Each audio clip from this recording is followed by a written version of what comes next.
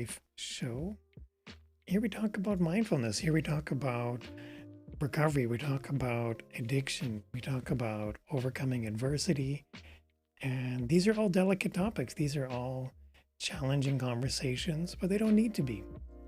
If you're new here, please consider leaving a note, put a little heart, put the stars, put the little care emoji, whatever it is that floats your boat. Or if you're interested in subscribing or following the channels, please definitely do so. I was doing some homework over the weekend, and more than 65% of you who watch the video are not subscribers or followers. So in the meantime, friends, every week we dig into a topic, and every week we either have a special guest that talks about addiction or mindfulness, or we go into something that's specific. And so today's topic is we are focusing on anchors. And what do I mean by anchors? Anchors is such a broad topic, but anchors itself, I should preface this with we've talked before about triggers. We have triggers for you, there's triggers for me, there's things that can drive my anxiety through the roof.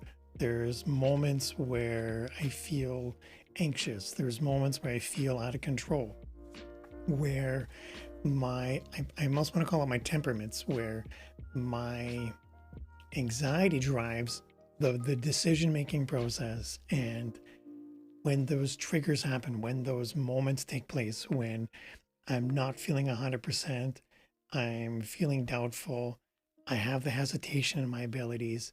If I'm in that moment where I've been triggered, there's a whole topic around it that we've talked before, but we're in those moments where we can feel that heightened sense of anxiety, that heightened sense of, I don't want to say lack of control, but I would describe it as we're now in that period where we're beyond our initial thoughts, like our initial intentions, and we're now in reaction mode.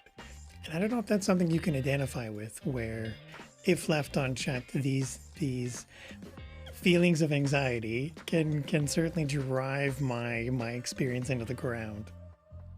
Okay, so I'm just sharing this before we jump in. I'm just sharing this to my Facebook wall. So if you give me a quick minute, because once I get this shared, we'll get started on today's topic. All right, my friends, it has been shared. Let's jump into the conversation.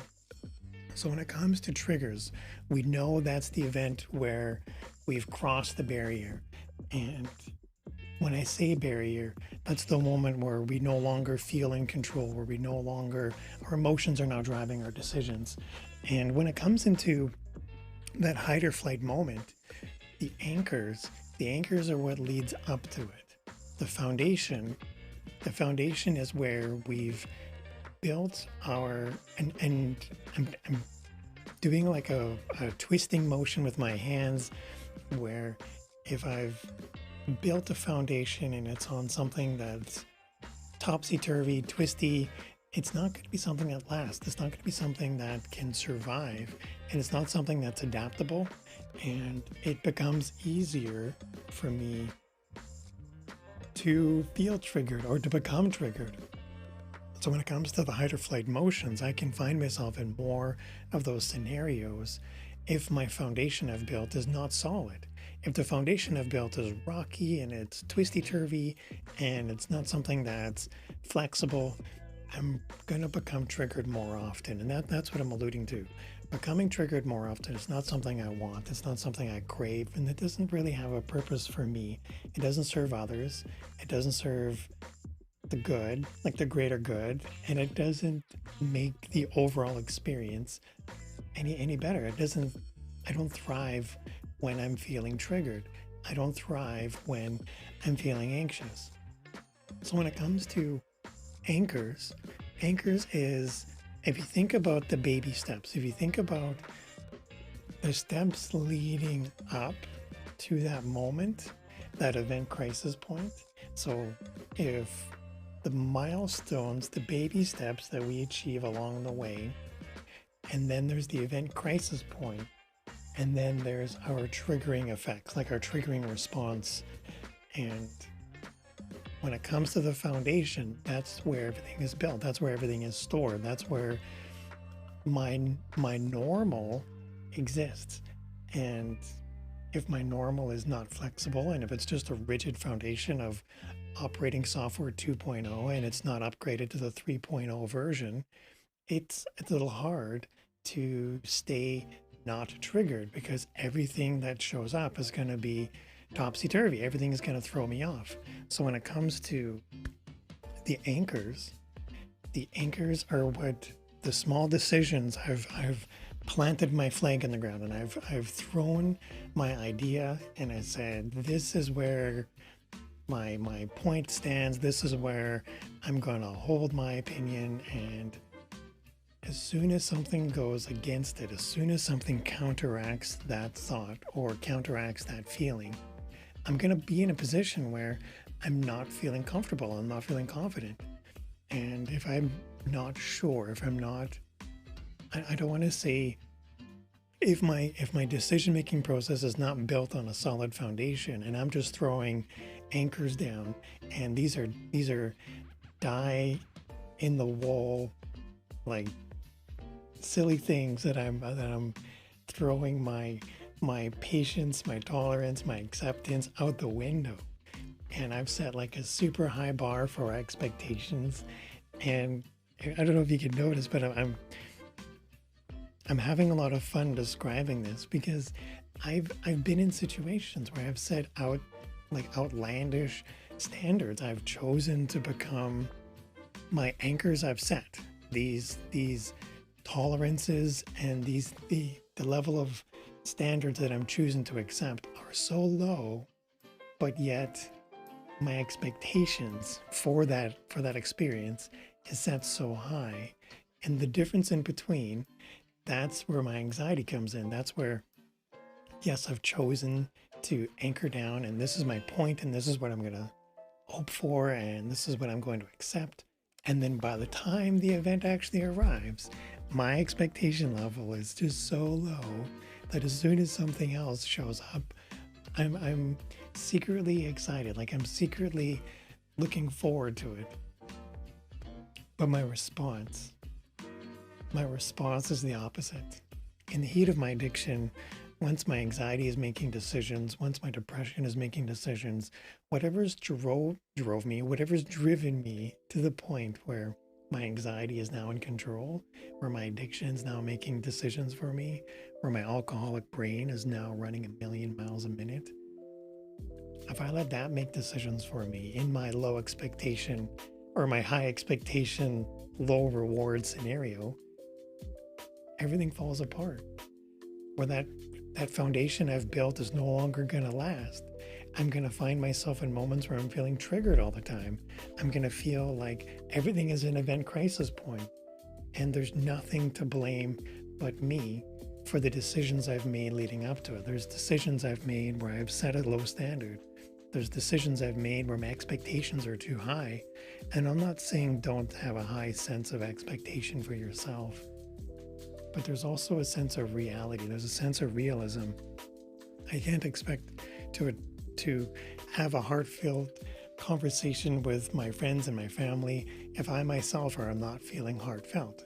I can't expect them to approach me in a way that's kind and generous and empathetic if I myself am not offering that in the beginning. So there's I almost want to call it like a yin and a yang, or a hem and a haw, where there's two sides to this. Yes, it's okay to have expectation, and yes, it's okay to have ambitious goals, and that could be its own separate topic about goal setting. But what I'm referring to in this video is mainly in the steps leading up to those event crisis points. They don't need to be event crisis points. And I don't need to feel triggered as a response to things not going my way.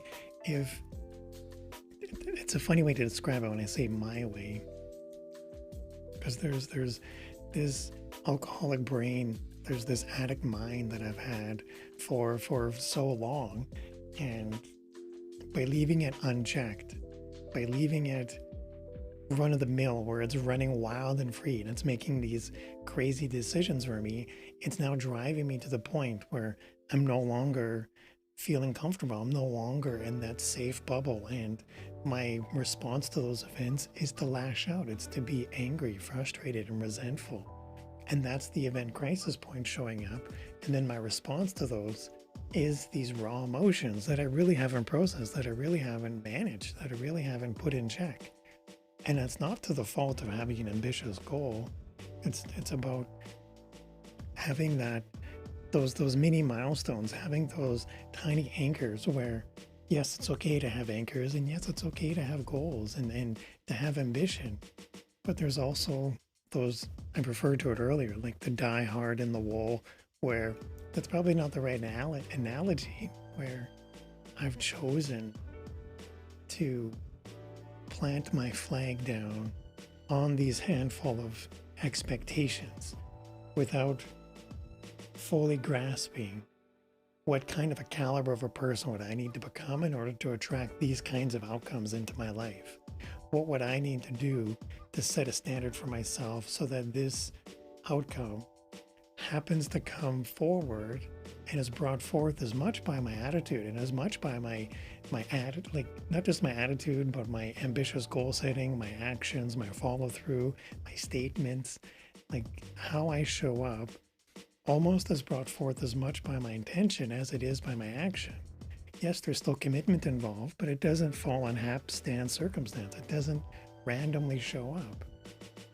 You know, nobody just randomly arrives at the top of Mount Everest. Like there's planning involved. There's hard work that takes to get there. And I can't be upset at myself for the outcome I didn't get, for the work I never did. And when it comes to alcoholism, when it comes to addiction, these are very raw conversations to have with myself where it's easy for me to want and it's easy for me to be upset about things I don't have. But it doesn't mean that I'm not deserving of these good things. It just might mean my approach to it. It just might mean that my steps leading up to it. It just might mean those anchors that I've set for myself leading up to it, maybe not that they're not too large. Maybe I need to focus on what those anchors could be to help shape me into becoming the kind of a person that I need to become in order to attract these kinds of outcomes that I'm after. You know, I can't reach 45 years of sobriety if I'm going out every weekend partying with my friends at the bar. Like these are things that don't make sense, and these are the inner conflicts, those event crisis points. We can avoid those. I can achieve more milestones and celebration outcomes by focusing on those anchors that lead up to success. And what success means for you might mean something different than me. It doesn't mean we're not deserving of good things. It just means we might be deserving of different things. You know, maybe my milestone needs to be something that's much, I don't want to say much more tangible, whereas something that's much more rewarding on the short-term scale as well as fulfilling on the long term. Maybe that means I need to focus on what my needs are, what my wants are, and separate them into, and this could be another video where we talk into more about goal setting, where we talk more about how to set those expectations, how to set those standards into something that is relevant and meaningful and rewarding. And I can't do that if I'm letting my alcoholic brain make decisions for me. I can't do that if I'm just being angry at the first whim of something that doesn't work out in my favor. Because maybe it's not meant to work out in my favor. Maybe I'm meant to take a few hard lessons. And maybe that means I need to start over. Maybe that means I need to shape my focus. Maybe that means I need to shift direction. Or maybe that means I need to make 100 million tiny micro adjustments along the way.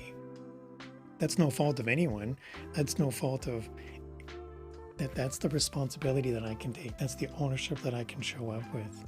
I can make decisions and take pride in, yes, these are my decisions leading up to this event crisis point, but I can also own the fact that, yes, the outcome may not have fallen in my favor, but that's not any fault of my own, aside from owning those milestones leading up, that those anchors I need to shift, that maybe I need to tighten them into something much more achievable in the sense that I can work towards getting to that high, big reward outcome that I'm after. We mentioned the Mount Everest example. I can't run a marathon if I'm not practicing running on a consistent level. Maybe that means for my sobriety, where I can celebrate the wins and I can celebrate the gratitude, and maybe that means I need to celebrate my friends and my family. I need to celebrate those connections. I need to find the moments where I can truly be thankful and grateful rather than be thankful and grateful for something that I'm aiming for. When I can be grateful where I am and who I am with all that I've accomplished. And yes, I have work to do, but that doesn't mean I didn't achieve anything in the past. That just means I might have more to achieve in the future. Anyway, friends, this has been really fun. I'm really enjoying this, and I hope you are too. If you are new here, please consider giving it a subscribe. If you're watching the video, I've got a link down below. It's sobriety.live/now. And if you go to the page, it's actually a link where I have all of the, hold on, I'm just going to go to the page and I'm going to bring it up. I've got all the links where all the cool things that we are working on. And I want to show that here. Okay. Where we have, here we go. Where if you're somebody that wants to listen to the podcast, I've got the audio versions of this stored in a podcast, and that's where all your major podcasts are. Outstanding Life is the name of the podcast. We've got the video guide. We have our videos over on YouTube as well as Facebook. I've got these over on Instagram as well. It's really neat. A lot of my videos that are watched on Instagram are the shortest videos, like the 1 and 2 minute videos. That's really handy. But I've also got the transcription of these videos stored on a blog. So if you're somebody that enjoys reading or watching or consuming any way in particular, definitely go and check it out. It's something worthwhile.